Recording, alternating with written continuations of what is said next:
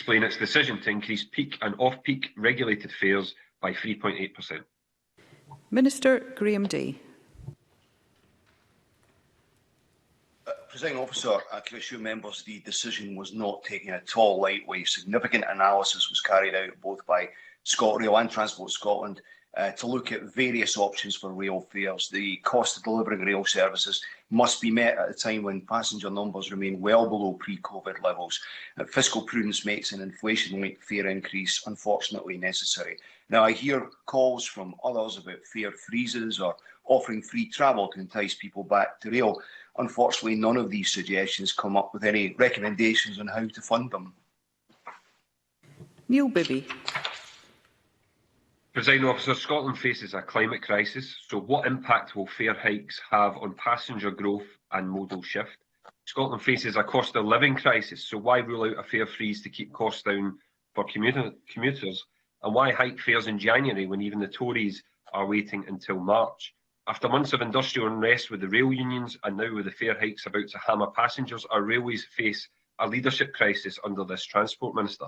So will he explain how his fare hikes are compatible with action on the climate emergency and the soaring cost of living faced by commuters? Minister.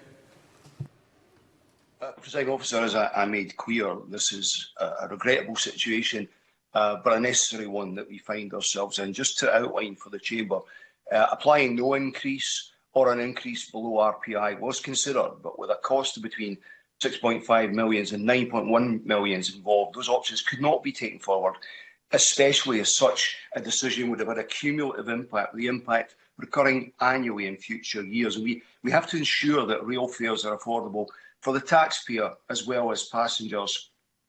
We need to have a rail services financially sustainable, and whilst the government covers the majority of the cost of rail passenger services, fares do have to contribute to overall funding. And I recognise the point about trying to encourage people back onto rail as part of tackling the climate emergency. It's an important one, but we also have to make rail sustainable from a financial perspective as well. And we are in difficult situations at the moment. Neil Bibby.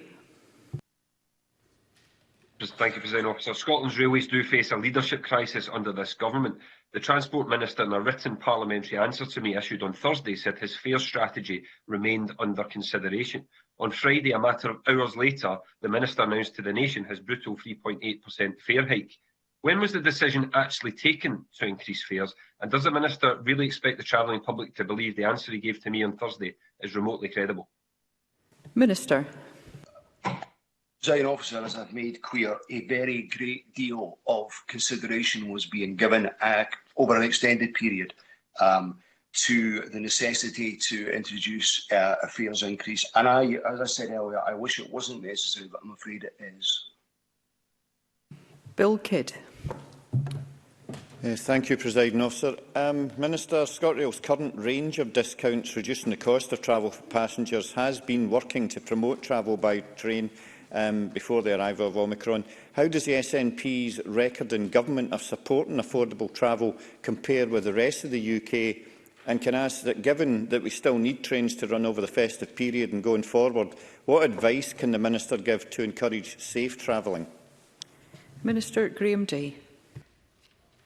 Presiding Officer, it is a fact that the Scottish Government's approach to rail fare costs has ensured that the average fare remains 20% cheaper than across the rest of the UK. But I want to pick up particularly Bill Kidd's point about the current situation.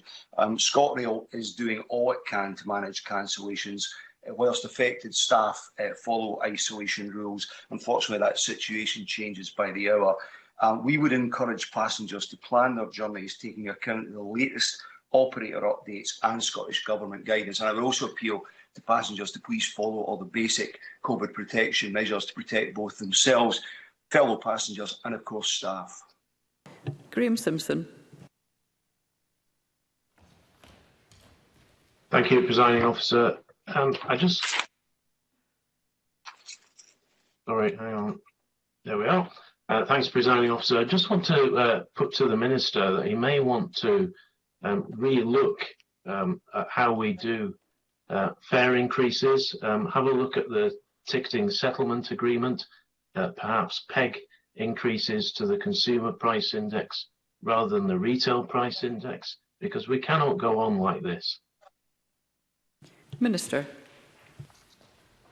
Presiding Officer, I could of course point out that this is an almost identical rise to the one that's been introduced in England by the Conservatives, but I don't want to do that. I want to accept that Mr Simpson is trying to engage constructively on this issue, and in that spirit I'd be happy to meet him and discuss these matters.